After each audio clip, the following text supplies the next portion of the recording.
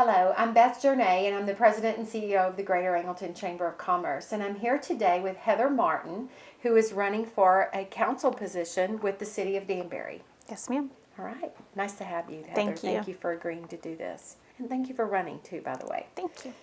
Why, in your opinion, are you qualified for the position? What sets you apart from other candidates in this race, especially as it pertains to interests of business and small business owners?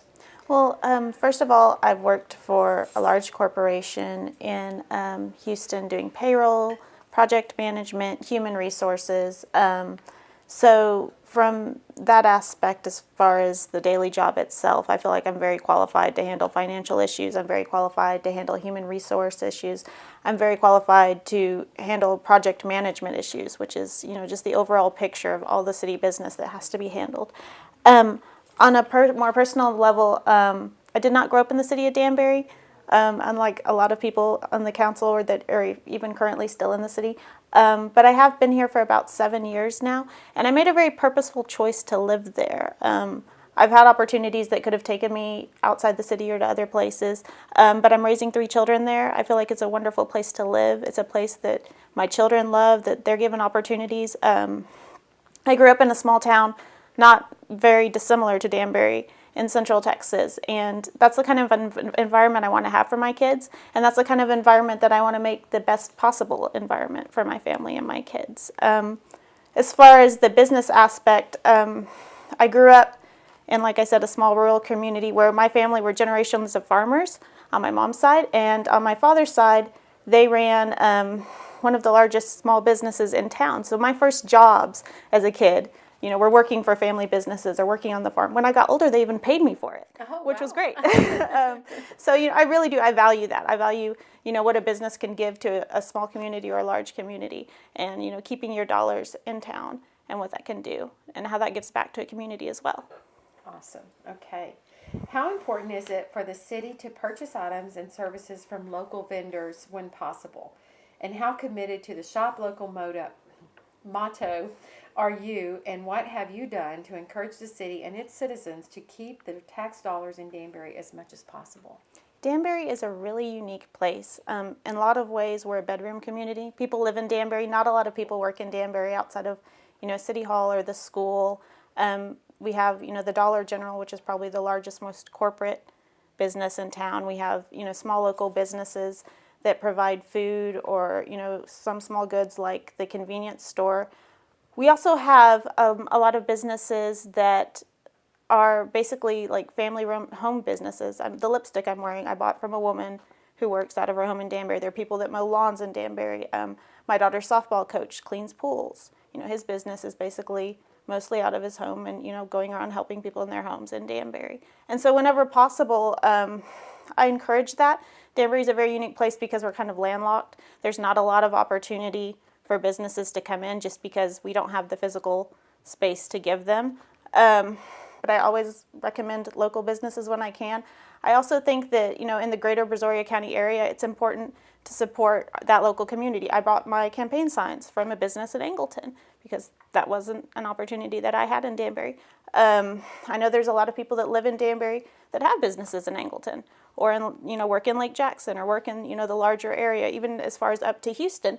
And I believe strongly that when you support those businesses, that money does come back to the community. Dow has given grants to this school.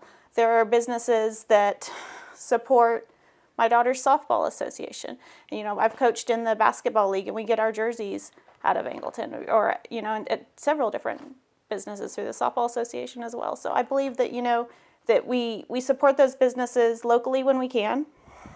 If we have to reach out further because that business doesn't exist in Danbury when we do, I think that benefits our community as well. Absolutely. Kind of how we are. If it can't be in Angleton, we want it at least in our county, Yes, right? for sure. Okay. What do you see as Danbury's greatest challenges in the next decade, and how can you, as an elected official, help face those challenges? I think that the 2 or 3 largest situations that we have right now that we need to deal in Danbury is, first of all, is our financial situation. Because if you don't have the money to fix anything, it's really hard to fix anything. And we've had some struggles in the past year because of that, because of some mismanagement and things that went wrong in City Hall. And so we have to get that straightened out and figure out where we are as a city financially and how to move forward.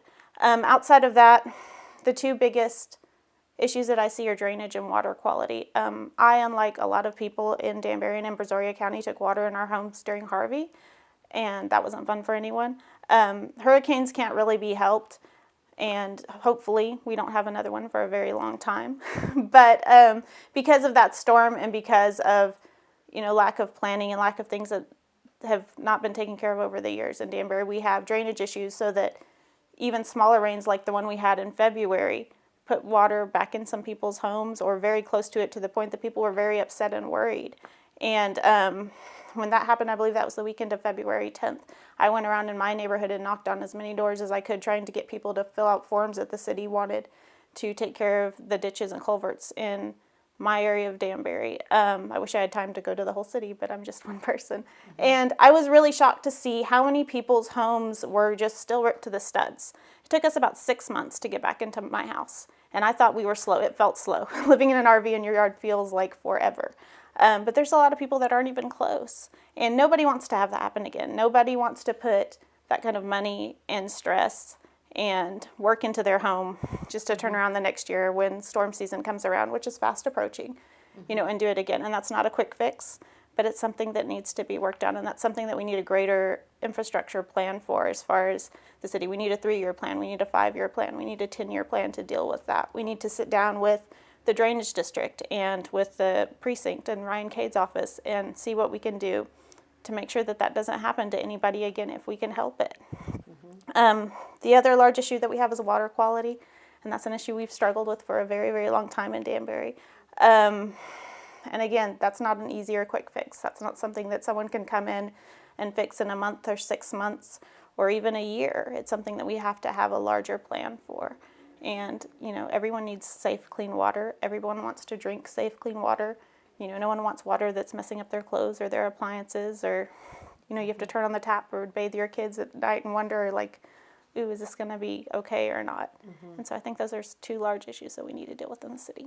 Yes, okay, thank you.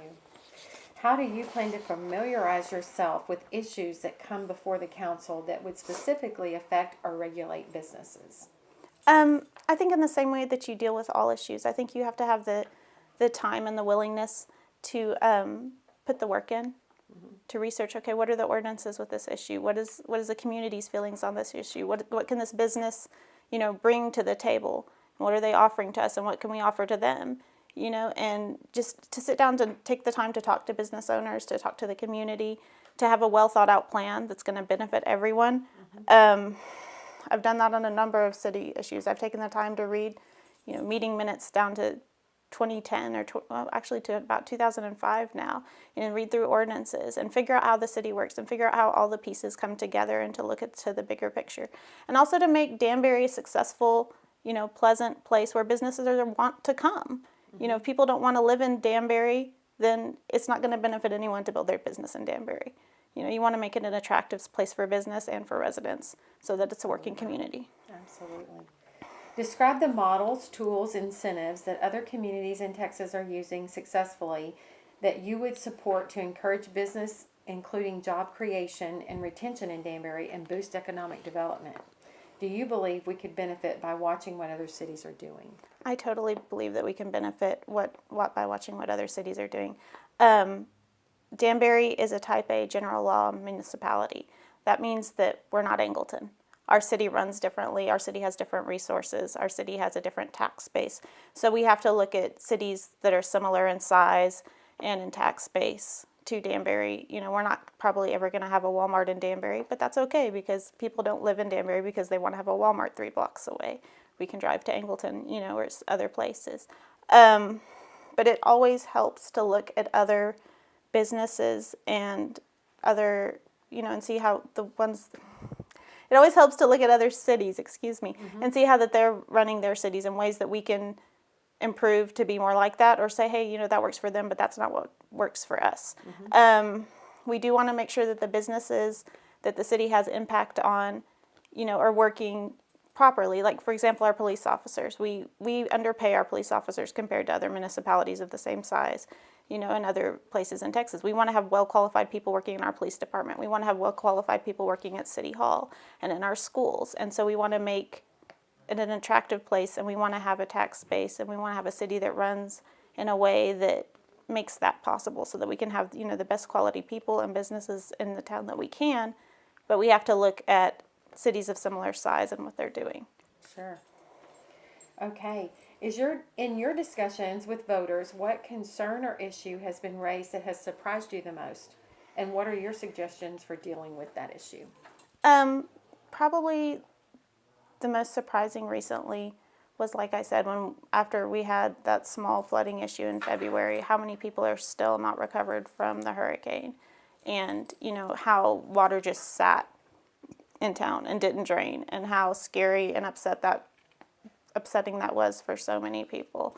And just when I went and knocked on doors and talked to, you know, neighbors, just having people open their door and say hello, and just being able to see straight through their house because they didn't have walls, or see how many people still didn't have flooring in their house, or things, you know, how you know it's going to be a slow recovery, but I think until you live it, you don't realize like how slow and how much that really affects so many families. And I think it's really, really important that we become proactive and that we come up with an actual plan, and not just depend on, well, our intramural agreement says that we'll do 2 miles of road, or, well, we'll wait for the next block fund grant in 3 years. You know, outside of that, yes, we have a small tax base. Yes, we only have so much money and so many resources.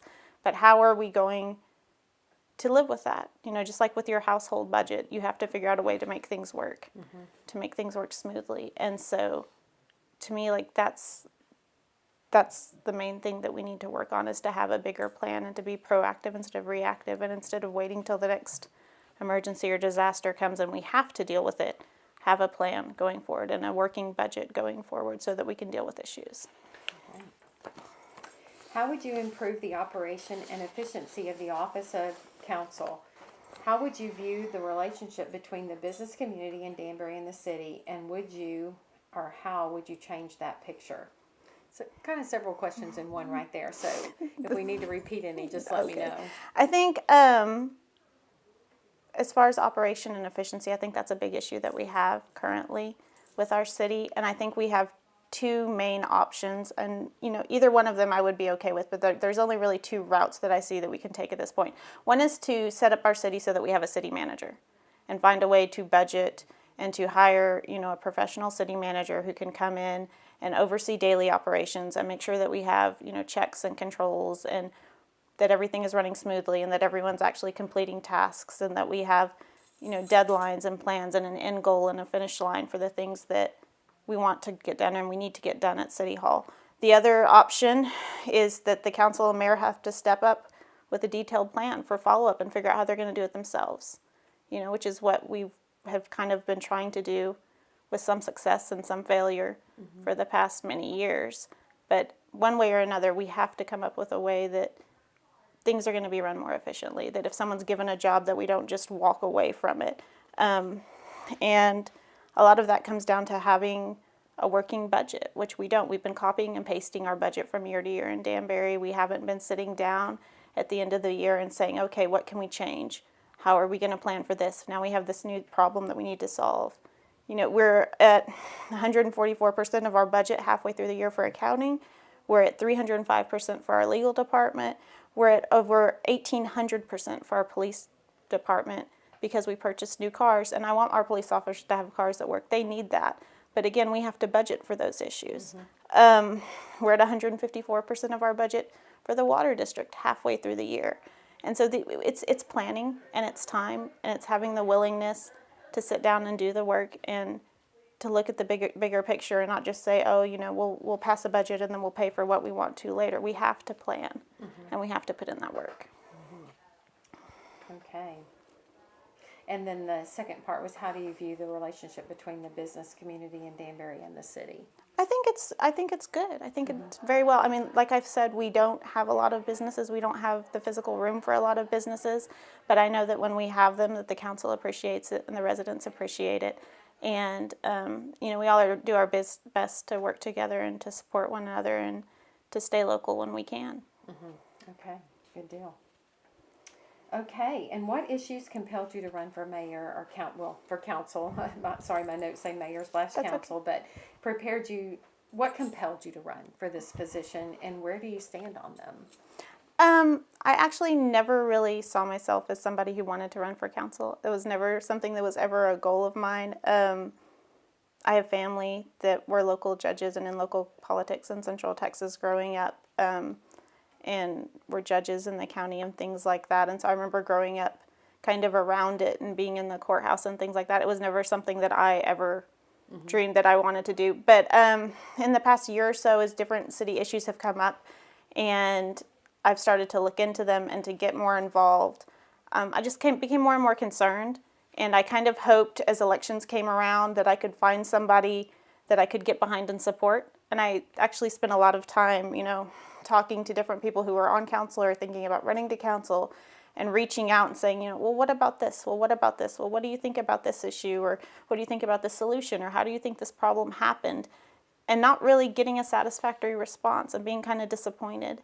And I know that while, the current council, they're not bad people. I don't really know any bad people in Danbury. I just think that we need something different and we need something more proactive and we need a different solution than what is currently either willing or available by the people that are currently on council. And it's not that I'm trying to take anyone's seat. It's not anything personal, but as I've looked into these issues, I just see a lot of problems that some of them seem like they have really simple solutions, like why can't City Hall be open on Friday? There's no reason we can't open City Hall on Friday. Everybody in town wants City Hall to be open on Friday. And I've even brought that to the agenda table and asked council to vote on it. And I was given a lot of excuses that felt like that didn't make sense and no one willing to back us up. And we'll talk about it again in 6 months. And that's the answer you get about a lot of things that you bring to council. Well, we'll table it and we'll talk about it later. We'll talk about it later. But then later comes and we still have problems. And sometimes then later they're bigger problems. And there's other problems that are huge, not simple solutions like drainage, like water, like our financial issues. But again, there are solutions if we're willing to put in the time. And so it just came to the point that I was like, well, if I can't find someone else to do it, I'm willing and able and I have the time. And I didn't grow up here, but I do love this community. And I want it to be the best it can for me and for my kids and for my neighbors and the people there that I love. Mm-hmm. And so it seemed like the right thing to do. There you go. So do you have any additional comments? No, just that, again, I made a purposeful choice to live here. I do love this community. I know that it's a stressful time for people in Danbury because of a lot of the issues that we're having. And I know that a lot of people have very strong feelings about it. And I just want to reiterate that, I don't feel like I'm a negative person. And I know sometimes that when you're the one sitting there saying, well, what about this? Well, what about that? Well, what about this? That sometimes that becomes how it's viewed. And I just want to say that personally, I'm doing this because I think that Danbury is a good place. And if I didn't love the community, and if I didn't love the people that were in it, and I didn't think it was worth fighting for, I wouldn't be sitting here running and doing this because it's not an easy thing to do. And it's not a small thing to do. And it does take up a lot of time and finances and energy, to try to be on the council or try to change our community or to make things better. Just like I've volunteered in my kids, softball leagues or basketball leagues and coached or helped with the school through the PTOs or things like that. I'm willing to invest the time and the work, and it's not because I think there's something wrong with the softball league or the basketball league or the school. I just want to be able to help the way I can, any way I can, and I have the resources to be able to do so, and it's because I do care, and I do want it to be a better place. That's awesome. Thank you. Thank Heather, you. Thank you so much for your time today and for doing this, because this isn't an easy thing to do either. And thank you for your interest and for running. Thank you. I appreciate you for taking the time. Thank you.